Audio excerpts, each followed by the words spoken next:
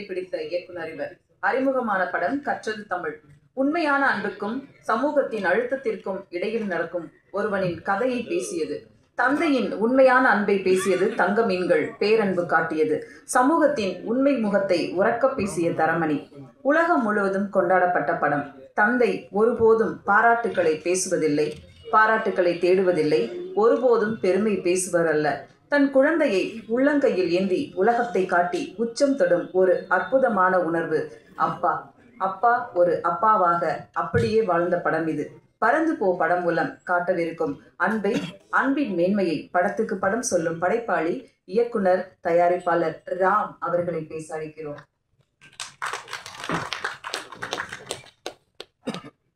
அனைவருக்கும் வணக்கம். நிஜமாவே என்ன பேசுறதுன்னு தெரியல. எல்லாரும் சம்பிரதாயமாகவும் அன்பாகவும் ரொம்ப பேசிட்டாங்க. நிறைய போய் சொல்கிற ஒருத்தர் தான் நான். மேபி மாலி செல்வத்தை சொல்லியிருக்க மாட்டேன்னு நினைக்கிறேன். எல்லா ஃப்ளாவும் உள்ள, எல்லா குறைகளும் உள்ள ஒரு சாதாரண ஹியூமன் பீயிங் தான் நான். ஸோ 10 ஸ்டன்ஸ் டைரக்ட் பிடிச்சுன்னா 2 ஸ்டன்ஸ் பிடிக்காமல் இருக்கிறதுக்கு வாய்ப்பு இருக்குது. இப்படி எல்லாத்துக்கும் ஒருத்தர் எப்படி நல்லவராக இருக்க முடியும்? ஒருத்தர் தான் நான். அண்ட் இந்த படத்தில் இன்றைக்கி ஒரு பாடலை ரிலீஸ் பண்ணலாம். முதல்ல யுவன் ஃபேன்ஸ்க்கு ஒன்று சொல்லிக்கணும்னு நான் நினைக்கிறேன். எனக்கு ஏகப்பட்ட கெட்ட வார்த்தையில் டெய்லி மெசேஜ் வந்துகிட்டே இருக்குது. ராம் டேஷ் டேஷ் டேஷ் டேஷ்ன்னு போயிட்டே இருக்குது. அண்ட் இந்த படத்துக்கு யுவன் தான் இசையமைப்பாளராக இருந்தார். அவருக்கான முன்படமும் கொடுத்தோம். பட் இந்த திடீர்னு ஒரு நாள் மதன் கார்கி சார் ஆஃபீஸ்க்கு வந்துட்டு இந்த படத்தில் பாடல்கள் நிறைய இருந்தால் நல்லாயிருக்கும், ஜிங்கிள்ஸ் மாதிரி பண்ணலாம் அப்படின்னு சொன்னார். அந்த ஐடியா நல்லா இருந்துச்சு. எனக்கு ஒரு கார்ட்டூன் காட்டினார். அவர் தான் அந்த ஐடியா இதுக்குள்ளே கொண்டு வந்தார். அப்போ யுவன் துபாயில் இருந்தார். நாங்கள் ரொட்டர்டாம் ஃபெஸ்டிவலுக்கு கிளம்பணும், பாட்டை முடிக்கணும். பட் அவ்வளோ பாட்டு அங்கேருந்து பண்ணவும் முடியல, என்னால் போகவும் முடியல. அப்போ எனக்கு தெரிஞ்சு கோட் அந்த மாதிரி 2-3 படம் யுவனுக்கு இருந்துச்சு. ஸோ அப்போ யுவன் சொன்னால் நான் பிஜிஎம் பண்ணிடுறேன், நீங்கள் பாட்டு மட்டும் அதை ஜிங்கிள்ஸ் தானே வச்சு பண்ணிக்கோங்க அப்படின்னு சொன்னார். ஸோ அப்போ எங்களுக்கு ஆபத் வாந்தவனா வந்தவர் தான் சந்தோஷ் தயாநிதி. அண்ட் அவர் எனக்கு ஆனந்த யாழை மாதிரி ஒரு பாட்டு கொடுங்கலாம் கேட்காம, இந்த கதைக்கு என்ன பாட்டு அதை நான் பண்ணுறேன் எனக்கு அப்படின்னு சொல்லி தான் நம்ம என்ன கொடுத்தோமோ அதை பண்ணி கொடுத்தாரு. ரொம்ப நன்றி Santhosh. And of course Yuvan fan, நானும் யுவனோட ஃபேன் தான். இவனை மிஸ் பண்ணுறேன். இவனுக்கு எனக்கு எந்த கான்ஃப்ளிக்ட்டும் இல்லை. இந்த படத்தில் யுவன் தான் பாட்டு பண்ணலே தவிர நான் பாட்டு பண்ண வேணாம்னு சொல்ல. ஏன்னா யுவனுக்கு டைம் இல்லை. ஓகே, அதனால் இனிமேல் அந்த டேஷ்லாம் தூக்கினீங்கன்னா நல்லாயிருக்கும். இது ஒன்று. அண்ட் ரெண்டாவது, இந்த படத்தில் இந்த டேடி ரொம்ப பாவம் எனக்கு ரொம்ப பிடிச்ச பாட்டு. அது கிட்டத்தட்ட எனக்கு எங்கள் அப்பாவை தோணும். ஏன்னா எங்கள் அப்பா சொல்லிட்டே இருப்பார், அவரோட ஃப்ரெண்ட்ஸ்லாம் கேட்பாங்க, இந்த தங்க மீன்கள் அதெல்லாம் பார்த்துட்டு, ஏன்ப்பா இவ்வளோ மோசமான அப்பாவா நீ, இவ்வளோ கடுமையாக நடந்திருக்கேன்னு. இந்த படமும் பார்த்துட்டு இருக்கப்போ பார்த்துட்டே இருந்தேன் நான். இந்த பாலாஜி சக்தி ஷாட் வர்றப்ப இதுலேயும் ஏன்டா இப்படி காட்டியிருக்கேன் அந்த அப்பாவுன்னு கேட்டார். ஏன்னா எங்கள் அப்பா என்னை திட்டினதில்லை, அடித்ததில்லை, ஏன்னு கேள்வி கேட்டதில்லை. நான் என்ன சொல்கிறோம் அதை பண்ணி கொடுத்தவர் தான் அப்பா. ஸோ அவருக்கு நான் actually I should say sorry to him. ஆக்சுவலாக எங்கள் அப்பா உண்மையாகவே பாவம் தான், டேடி ரொம்ப பாவம். இந்த பாட்டு அந்த விதத்தில் எனக்கு எமோஷனலாக கனெக்டட். அப்போ தான் நான் புரிஞ்சுட்டு, ஒரு ஃபிலிம் மேக்கர் பண்ணக்கூடிய படம் நீங்கள் கொஞ்சம் குடும்ப உறவுகள் இதெல்லாம் பண்ணால் அவங்க குடும்பத்தில் இருக்கவங்களை பயங்கரமாக அது ரிஃப்ளெக்ட் பண்ணி பார்க்குறவங்களாம் என் தங்கச்சியை பார்த்து நீ தானே அந்த தங்கச்சி, என் தங்கச்சி ஏன்டா டே என்னப்போ இவ்வளோ டார்ச்சர் பண்ணி. ஸோ இந்த படத்தில் இந்த டேடி ரொம்ப பாவம். இன்னொரு விதத்தில் யோசிச்சு பார்த்தா நானுமே ஒரு டேடி, நானும் பாவம் தான். ஆக்சுவலாக நான் எங்கள் அப்பாவை எவ்வளோ டார்ச்சர் பண்ணோம் அப்படி தான் என் பையன் பண்ணிட்டு இருக்கான். ஸோ அஃப்கோர்ஸ் டேடி இஸ் ரொம்ப பாவம். அப்புறம் ஆல் அப்பாஸ் ஆர் லையர்ஸ். இந்த லையர்ஸுங்கிறது பெரும் பொய்கள் சொல்கிறவங்க இல்லை. கண்டிப்பாக 24 மணி நேரம் குழந்தைகள்கிட்ட உண்மை சொல்லிட்டு இருக்க முடியாது, குழந்தைங்க கேட்குற எல்லாத்தையும் செய்ய முடியாது. So there be lies, sweet lies இருக்க தான் செய்யும். அந்த இடத்துல வரக்கூடிய ஒன்று தான் ஆல் அப்பாஸ் ஆர் லையர்ஸ். அப்புறம் இந்த படம் எளிமையாக எடுக்கப்பட்டிருந்தாலும் அதற்கான பொருட்செலவோட ஒரு விரிவான ஒரு படமாக தான் எடுத்திருக்கோம். இந்த படத்தை தயாரிப்பதற்கு காரணமாக தயாரித்து கொடுத்த ஜியோ ஹாட்ஸ்டார். இது ஆரம்பிக்கிறப்ப டிஸ்னி ஹாட்ஸ்டார், இப்போ ஜியோ ஹாட்ஸ்டார். அண்ட் ஆமாம், நான் பிரதீப் சார் சொன்ன மாதிரி கிட்டத்தட்ட டெய்லி போவோம், கதை சொல்லுவோம், அப்புறம் வேணான்னு நான் சொல்லிட்டு வந்துடுவேன். அண்ட் ஆக்சுவலாக நான் பிரதீப் சாரை மீட் பண்ணது படம் பண்ணுறதுக்காக மீட் பண்ணல. நரன் என்னோட ஃப்ரெண்டு. ஒரு நாள் சும்மா அவங்க ஆஃபீஸ் போனப்போ டீ சாப்பிட்றப்போ நீங்கள் எதாவது கதை வச்சுக்கலான்னு கேட்டால் அப்படி பேச ஆரம்பிச்சோம். நான் அவர் படம் அப்போ ஆக்சுவலாக நம்ம கதை பேஸ் பண்ணுறப்போ டிஸ்னி ஹாட்ஸ்டாரே ஸ்டார்ட் ஆகலை. நீங்கள் படம் பண்ணுற ஐடியாலே இல்லை. ஐ திங்க் அதுக்கப்புறம் தான் டிஸ்னி ஹாட்ஸ்டாரே ஸ்டார்ட் ஆச்சுன்னு நான் நினைக்கிறேன். ஸோ அப்போ அப்படியே பேசி அப்புறம் திடீர்னு ஒரு நாள் லாக்டவுன் அப்போ இந்த கதையை நான் சொன்னப்போ குட்டி சார் ஒரு ஜூம் காலில் தான் கேட்டார். 2-3 கதை சொன்னேன்னு நினைக்கிறேன். குட்டி சார் இந்த கதை பண்ணுவோம் அப்படின்னு சொன்னார். மேபி அவர் எதுக்கு செலக்ட் பண்ணாருன்னு இன்றைக்கி தான் எனக்கு தெரியுது. ஏன்னா அவரும் ஒரு அப்பாவாக ஒரு சின்ன கில்ட்டியோடு இருக்காருன்னு நினைக்கிறேன். நிறைய டைம் ஸ்பெண்ட் பண்ண முடியலன்னு நினைக்கிறேன். ஸோ ஏதோ ஒரு விதத்தில் நிறைய அப்பாக்களுக்கு இந்த படம் பிடிச்சனால, எல்லாருமே அப்பாக்களாக இருந்தனால. But Pradeep sir is bachelor. But இருந்தாலும்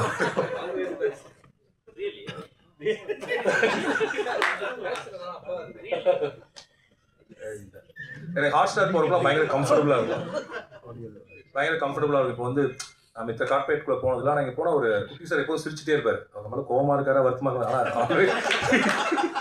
ஸ்மைல்ஸ் நம்மளுக்கு அவரை பார்த்தா ஒரு எனர்ஜி வந்துடும். ஓகே, ஒரு பயங்கர ஹாப்பியான பர்சன் தான். நம்ம கம்ஃபர்டபுள். பாலா சாரை பார்த்தா எப்படி இருக்குன்னா, அந்த சித்தப்பா பெரியப்பாலாம் இருப்பாங்கல்ல, அவர் குரலுமே அந்த ஒரு பேஸ் வாய்ஸில் இந்த ஊர்ல எல்லாம் வந்திருப்பாங்க கிளம்பி திருநெல்வேலியிலேருந்து, அந்த மாதிரி ஒரு சித்தப்பா மாதிரியா இருப்பார். And Pradeep sir is like என்ன சொல்கிறது, என்னோட க்ளோஸ் டியூட் படி. அண்ட் அவர் வந்து 7 கடல் 7 மலையிலையும் எனக்கு வந்து நிறைய கருத்துக்கள் சொன்னார், இந்த படத்துலையும் சொன்னார். எனவே பிரதீப் கேமி ஏன் இப்படி பண்ணலாமா அப்படிங்கிற இன்னொரு ஆல்டர்னேட்டிவ் ஜேர்னரை அவர் தான் புஷ் பண்ணார். நீங்கள் ஒரு ஃபீல் குட் பண்ணுங்கள், ஹியூமர் பண்ணுங்கன்னு புஷ் பண்ணி தான் இந்த படத்துக்கு வந்தோம். அண்ட் எனக்கு சிவா சாரை வந்து, நானும் சிவா சாரும் சினிமாவுக்கு வந்து ஒரே வருஷம் 2007, கட்டுறது தமிழ், சென்னை 28. அப்போ இருந்து எனக்கு சிவா சார் தெரியும். அண்ட் நாங்களோட படம் ஒன்றும் பல தடவை பேசியிருக்கோம். பட் அதுக்கான கதை இப்போ தான் அமைஞ்சுது. அண்ட் இந்த படத்தில் நடிக்கிறப்ப எனக்கு என்ன தோணுச்சுன்னா, நான் நிறைய ஆக்டர்ஸோட ஒர்க் பண்ணிட்டேன். ஆனால் சிவா சார் கேமரா முன்னாடி இருக்குங்கிறது தெரியவே தெரியாது. எவ்வளோ பக்கத்தில் வச்சாலும் அந்த கேமராவை பற்றியான துளி பெருங்கையும் இல்லாமல், அந்த கான்ஷியஸ் இல்லாமல் பண்ணக்கூடிய, ரொம்ப ஈஸியாக பண்ணக்கூடிய ஒரு ஆக்டர். அண்ட் ஆக்சுவலாக அவர் ரொம்ப ஒரு அண்டர் எஸ்டிமேட் பண்ணி அவரை நடிக்கவே மாட்டேன்னு பிடிவாதம் பண்ணி பல படங்கள் நடிச்சிருக்காருன்னு நினைக்கிறேன். அண்ட் இந்த படத்தில் உண்மையாகவே நான் என்ஜாய் பண்ணேன். அண்ட் கிரேஸ், நான் அவங்களை டான் கூப்பிடுவோம். ஏன்னா she is really a don. She write script, she knows music, she knows to dance. ஒரு பரதநாட்டியத்தில் she did BA. And so இப்போ அவங்க ஸ்கிரிப்ட் எழுதிட்டு இருக்காங்க. அவங்களுக்கு ஹியூமர், ஈஸியாக ஹியூமர் வரும். அண்ட் ஒரு சின்ன ஒரு மிடில் கிளாஸ் குடும்பத்திலேருந்து கிளம்பி வந்து சினிமாவுக்குள்ளே நுழைஞ்சு அதுக்கான இடத்த தானே உருவாக்கிட்டாங்க. ஒரு ஹீரோயினுக்குரிய எந்த விதமான என்ன சொல்கிறது, ஹீரோயினுக்கு நம்ம சொல்லக்கூடிய எந்த இதுவும் இல்லாத, முழுக்க தன்னுடைய நடிப்பினால் நம்மளை வசீகரிக்கக்கூடிய ஒருத்தர். நான் வந்து இந்த ஸ்கிரிப்ட் எழுதிட்டு இருக்கப்போ அப்பன் ஒரு படத்தை பார்த்தேன். அந்த அப்பனில் ஒரே ஒரு ஷாட், அவங்க ஓடி வந்து அது ஆக்டிவ் ஆகுது ஸ்கூட்டர் ஏதோ ஒன்று, அதில் பின்னாடி ஏறி உட்காருவாங்க. நான் முடிவு பண்ணேன், இந்த பொண்ணு நடிச்சா அந்த கேரக்டர் கரெக்டாக இருக்கும். பிரதீப் சார்ட்ட சொல்லி எல்லாம் சண்டை போட்டு இவங்க தான் அதுக்கு ஒரு 4 மாதம் நான் வெயிட் பண்ணேன். சரி, இவங்களை ஓகே பண்ணுறது. ஸோ இப்படி அப்புறம் இந்த பையனை தேடுறதுக்கு வந்து நாங்கள் முதல்ல ஒரு பையனை சரி பண்ணிட்டோம். அப்புறம் தேடி அப்புறம் இவன் கிடைச்சான். பிரதீப் சார் என் பையனை நடிக்க வைக்கணும்னு சொல்லிட்டு இருந்தார். எனக்கு அவன் வேறு படத்தில் வேணால் நடிக்கலாம், என்னால் என் பையனை டைரக்ட் பண்ண முடியுமான்னு தெரியல. அப்புறம் ரொம்ப செல்ஃபிஷாக ஆகிடுமோ நம்மளுக்கு ஒரு இது வேறு. அண்ட் அப்புறம் கண்டிப்பாக இப்போ இன்னொரு பையன் நடித்தானா மலையில் ஏறுலாம் சொல்லலாம், நம்ம பையன் நடிக்கிறப்ப அவன் என்ன சொல்லுவான் நம்மளான்னு தெரியாது. ஸோ அண்ட் மித்துல், அன்பு, நாங்கள் அன்புன்னு தான் கூப்பிட்றோம். அண்ட் வந்து அவர் என்ன சொல்கிறது, அவனுக்கு நாங்கள் ஓட சொல்லி கொடுத்தோம், ஸ்விம்மிங் பண்ண சொல்லி கொடுத்தோம், வேவ் போர்டு ஓட்ட சொல்லி கொடுத்தோம், ஃபுட்பால் ஓட சொல்லி கொடுத்தோம், நடிக்க சொல்லி கொடுக்கல. அது தானாகவே வந்துச்சு அவனுக்கு. And is very easy. அவன் ஆக்சுவலாக இப்போ என் நித்தேஷ்னு ஒருத்தர் இருக்கான், அவன் நடிக்கணும்னு ஆசை அவனுக்கு சீன் நடிச்சு காட்டணும் இல்லை இது ரொம்ப கிரிஞ்சாக இருக்குது, நான் பார்த்துக்கிறேன் அப்படின்னு. ஸோ அந்த மாதிரி லைக் ரொம்ப நல்லா பண்ணான். அண்ட் இங்கே இருக்க எல்லாருமே, அப்புறம் கிங் மியூசிக் சந்தோஷ் ரொம்ப தேங்க்யூ. இந்த ஆல்பத்தோடு நீங்கள் கொலாபரேட் பண்ணி இந்த ஆல்பத்தை நீங்கள் வெளியில் வர்றதுக்கு நீங்களும் ஒரு முக்கியமான காரணம். அண்ட் இந்த மாதிரி படங்களை சப்போர்ட் பண்ணிட்டே இருங்க. அண்ட் நீங்கள் தொடர்ந்து தமிழில் நிறைய நல்ல படங்களை, நிறைய கைண்ட் ஆஃப் ஒரு ஸ்டார் பின்னாடி இல்லாமல் மியூசிக் பின்னாடி இருக்கக்கூடிய பண்ணிட்டு இருக்கீங்க. நிறைய இண்டிபெண்டன்ட் ஆர்டிஸ்ட்க்கு இடம் கொடுக்குறீங்க. And I'm a fan of thing music. So அதனால் அது உங்களுடைய டீம். அவருங்க நம்ம மணி விடன்னு ஒருத்தர் இருப்பார், Mani, extraordinary team. Happy to work with think music always. And Madhan Karky sir, I want to work with you lot. Madhan Karky சாரோட ஒர்க் பண்ணுறப்ப ரொம்ப ஈஸியாக இருக்கும், லைக் நோ ஈகோ நத்திங். ஆனால் என்னென்னா கரெக்டாக டயத்துக்கு வருவார், டயத்துக்கு போயிடுவார். அது போதாத, ஏன்னா பிகாஸ் ஈ ரன்ஸா ஒரு அது சரி, அதை ஒரே சொல்லுவாங்க நினைக்கிறேன். Is doing a dream project. அதுக்காக வேலை பார்த்துட்டு இருக்காரு. அதுக்கு நடுவில் வந்து, ஆனால் அதுக்கு நடுவில் நான் டார்ச்சர் பண்ணி இப்போ டெய்லி ஒரு பாட்டு மாற்றிட்டே இருக்கேன், லிரிக்ஸை. இதை மாற்றி கொடுங்க சார், அதை மாற்றி கொடுங்க சார்னு சொல்லிட்டு. Thanks Madan sir. அண்ட் மைனா, இந்த ரஞ்சித் சொன்னார் இந்த படத்தில் இவங்க அறிமுகமாகறாங்க. இவங்க வந்து கூழாங்கல்ல அசிஸ்டன்ட் டைரக்டர், வினோத்ராஜ் கூழாங்கலுடைய அசிஸ்டன்ட் டைரக்டர். அதில் அவங்க நடிக்கணும்னு ஆசை. இப்போ இந்த படத்தில் நடிச்சிருக்காங்க. எனக்கு தெரிஞ்சு அவங்க நிறைய படங்கள் நடிப்பாங்கன்னு நம்புகிறேன். ரொம்ப இவங்களும் இந்த பையன் மாதிரி தான். It's very easy before the camera. Acts like just like that நடிக்கிறவங்களா இருப்பாங்க. பொறாமையாக இருக்கும் எல்லாம் பார்த்தா. ஆக்சுவலாக இந்த செட்டில் நான் ரொம்ப ரிலாக்ஸ்டாக இருந்தேன். ஏன்னா இந்த செட்டில் எல்லாருமே நடிகர்களாக இருந்தாங்க. ஸோ நம்ம வேலை ரொம்ப கம்மியாக இருந்துச்சு. லைக் ரொம்ப சிம்பிள் ஸ்டேஜிங் பண்ணி எடுத்துகிட்டா போகிற மாதிரி இருந்துச்சு.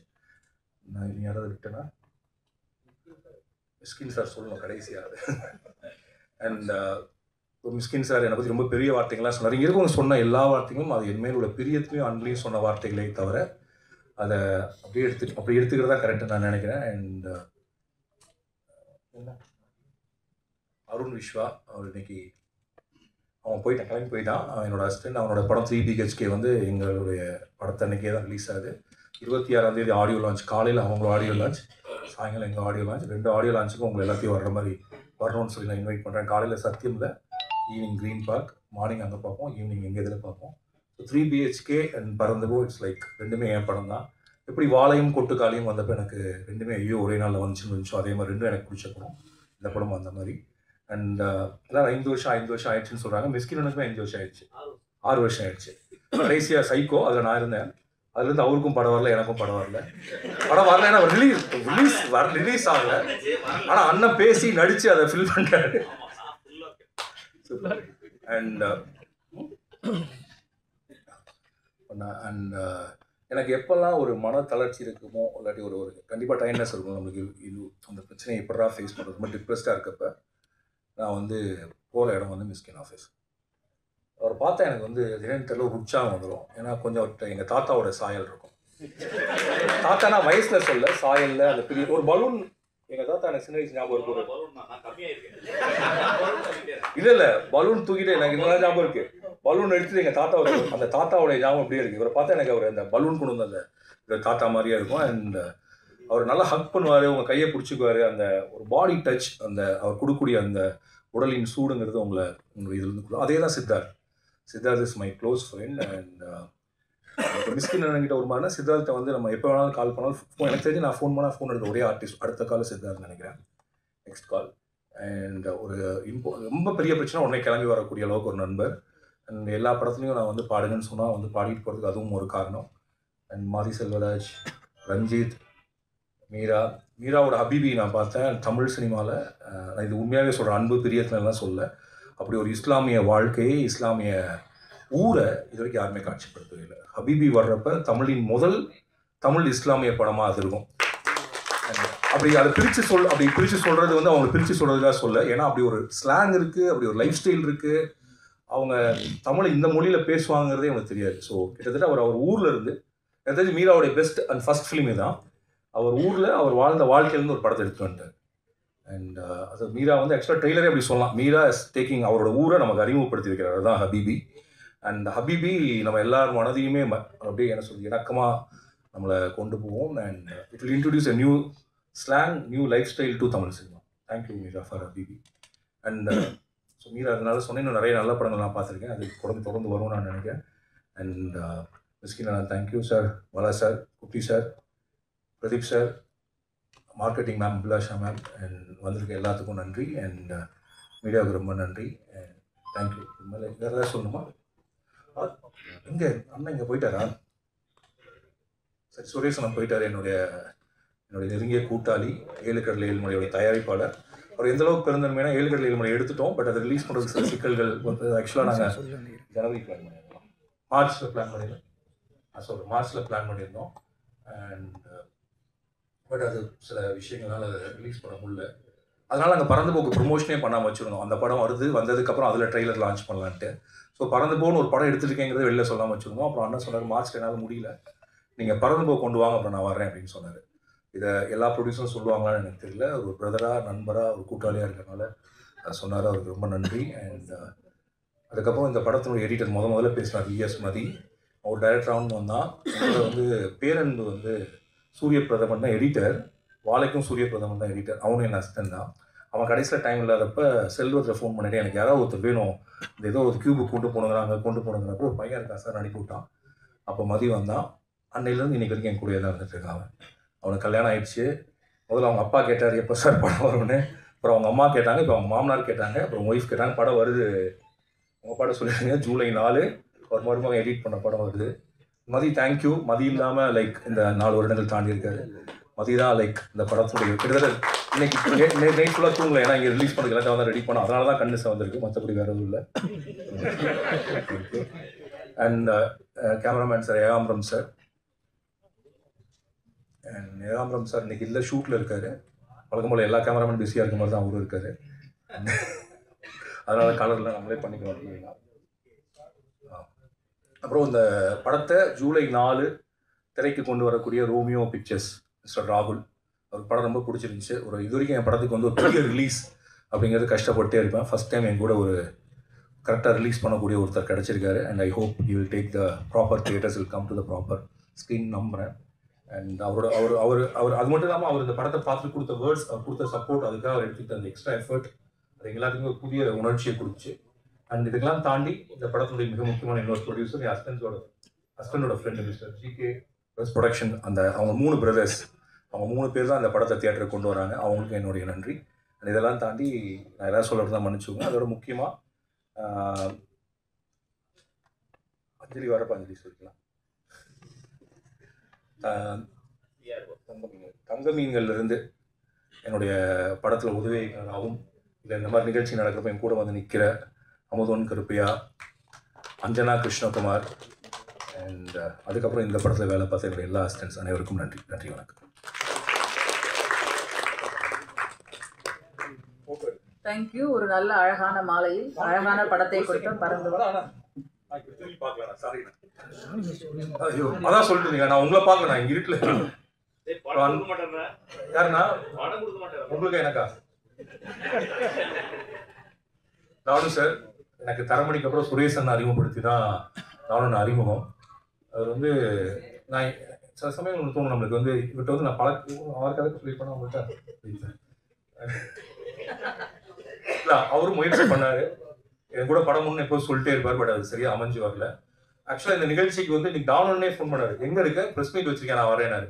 நான் இல்லைனா அது ஆடியோ லான்ச்சில் சின்ன லெவலில் தான் வைக்கிறார், எப்படி நான் இல்லாமல்னு சொல்லி அவரே கிளம்பி வந்தார். அந்த பிரியத்திற்கும் அன்பிற்கும் நம்பிக்கைக்கும் ரொம்ப நன்றி. அழகான மாலையில் அழகான பறந்துவா படத்தை கொடுத்த படக்குழுவினருக்கு அன்பும் நன்றியும். ஒரு குரூப் போட்டோ எடுத்துக்கலாம். திறமையாளர்களை அடையாளப்படுத்தி கோடம்பாக்கத்தில் கொடிகட்டி பறக்க வைப்பவர் தயாரிப்பாளர் கலைப்புலி எஸ் தானு அவர்களை பேச அழைக்கிறோம்.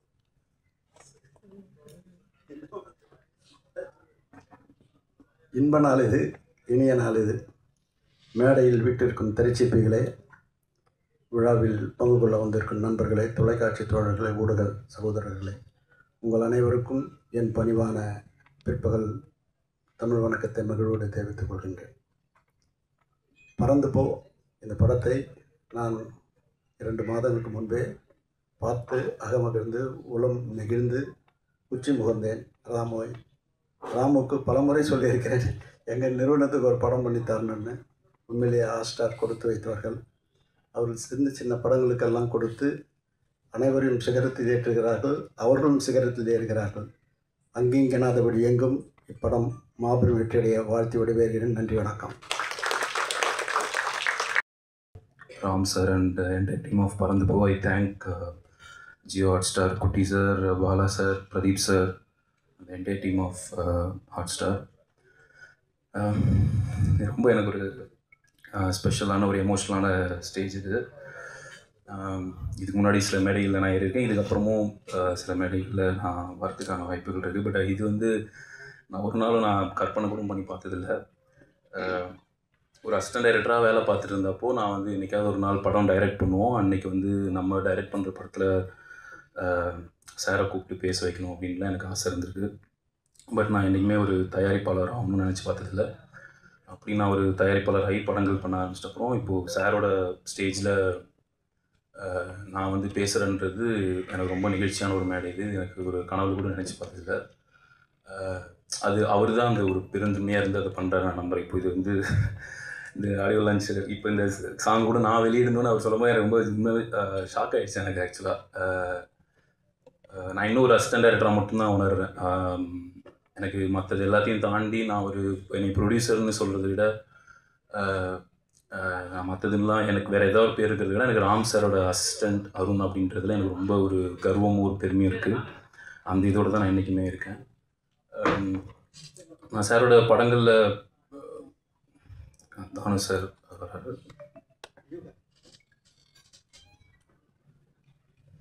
தேங்க்யூ.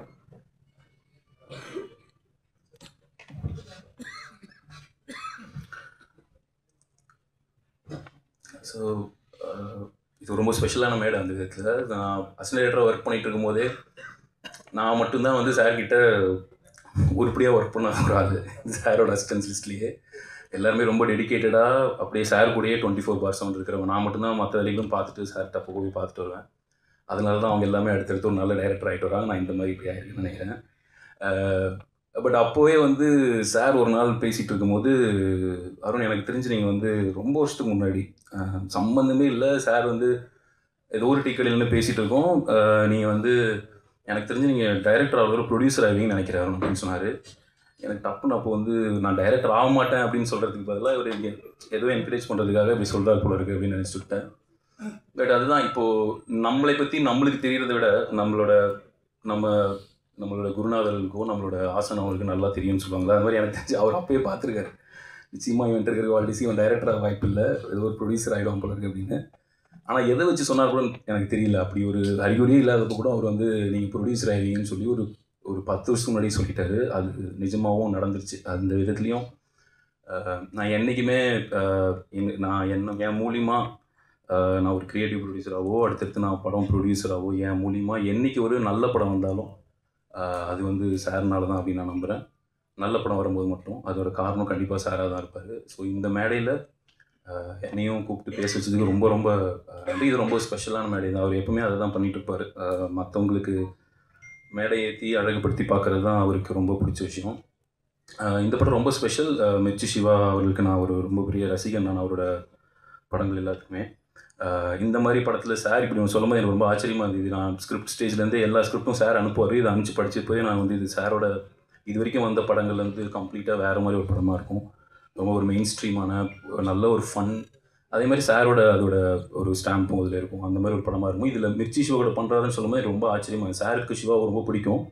பட் ஆனால் இது அந்த காம்பினேஷனுக்காக நானும் வெயிட் பண்ணிட்டு இருந்தேன். பட் இதில் சார் எல்லா படத்துலையும் ஒரு வேறு மாதிரி ஒரு லேண்ட்ஸ்கேப்பு, வேறு மாதிரி ஒரு ஃபிலிம் லாங்குவேஜ் அந்த படத்துக்காக இருக்கும். இந்த படத்தில் இப்படி பண்ண போகிறான்னு வெயிட் பண்ணிட்டு இருந்தேன். பட் அவர் விஷுவல் சார் காட்டும் போது இவ்வளோ லேண்ட்ஸ்கேப் காமிச்சு இந்த படத்தில் என்ன மாதிரி பண்ண போகிறாரும் போது கம்ப்ளீட்லி ஒரு பயங்கரமாக வாய்ப்பில் வந்து பார்க்குற மாதிரி அவ்வளோ விஷுவல்ஸ் இருக்குது. அதில் எல்லாத்து மாதிரியும் நான் ஒரு ராம் சாரோட ரசிகனாக ஒரு அசிஸ்டண்ட்டாக இந்த படம் மிகப்பெரிய வெற்றி அடைகிறதுக்காக நானும் வெயிட் பண்ணிகிட்ருக்கேன். பட் எப்போவுமே அவரோட படங்கள் அப்போது ஒரு ரிலீஸ் அப்போ கூடயே இருந்து வேலை பார்த்து தான் பழக்கம். இந்த தடவை நாங்கள் தயாரிக்கிற ஒரு படமும் வருது, அந்த டைமில் வராதுனோடனே எனக்கு அங்கேயே மைண்ட் ஆஃப் ஆகிடுச்சு. நான் சொன்னேன் அவர்கிட்ட, சார் இந்த டைம் தான் சார் வரோம் அப்படின்னு சொல்லியிருந்தேன். அவரும் வேறு வழி இல்லைன்னு சொல்லி இந்த டைம் வரானாரு. பட் இது அவர் கூட என் படம் வருது அந்த மாதிரிலாம் நான் பார்க்கவே இல்லை. இதுவும் என் படம். இதுதான் மெயினாக என்னோடய படம்.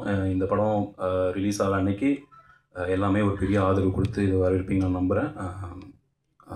Thank you so much.